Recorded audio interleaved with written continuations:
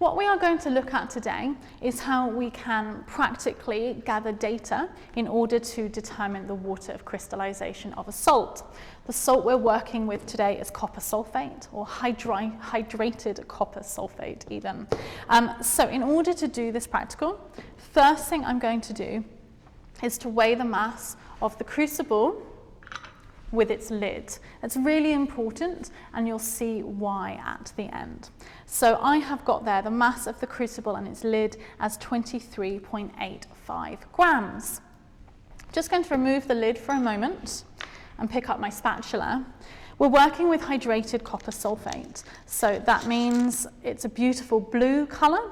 That is because at present the crystal structure has water trapped within it, giving it that lovely colour. What we're going to do is heat this copper sulfate until we drive off the water. Okay, we're going to gently heat it, not hopefully overheat it and cause it to decompose, but gently heat it to remove the water from within the crystal structure. So I am going to start adding some copper sulfate to my crucible. And then I'm going to tell you the mass of the crucible, the copper sulfate, and the lid.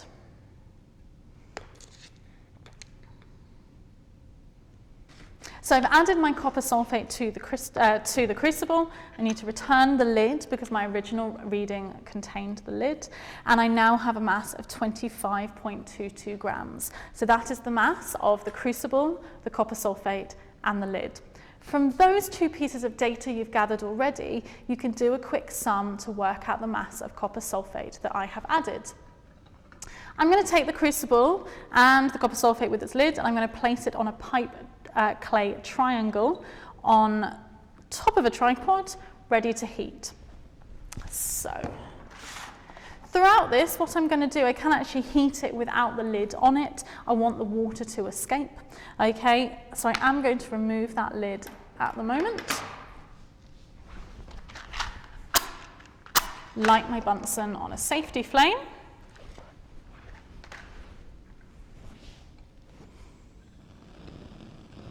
And I'm actually going to heat quite gently to begin with, so I'm just going to adjust the gas.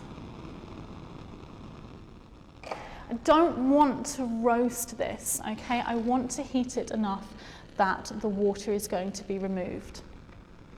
What I'm going to see as the water is removed from this hydrated crystal is the crystal structure turning white. So anhydrous copper sulfate, or copper sulfate containing no water within its crystal structure, is white. So that is what I'm looking for at this point, and I can actually see the bottoms going white already. So I'm just going to turn it down a little bit, wrong way, because I don't want it to get too hot. I also need to be careful because if it gets too hot, it will start spitting at me. Okay, so I've got a really nice white colour coming through now, so a lot of it is anhydrous. I'm just going to turn it down even more actually, because I can just see around the edges a little bit of browning, and I really, really don't want to decompose those crystals. So I'm waiting for all that blue colour to disappear. I'm wanting the water to escape. Now I'm just going to turn the Bunsen burner off now because we're very almost there. The pipe clay triangle and the crucible are still very warm, so there may still be enough heat there to drive off the last of the water. I really, really don't want to overheat it.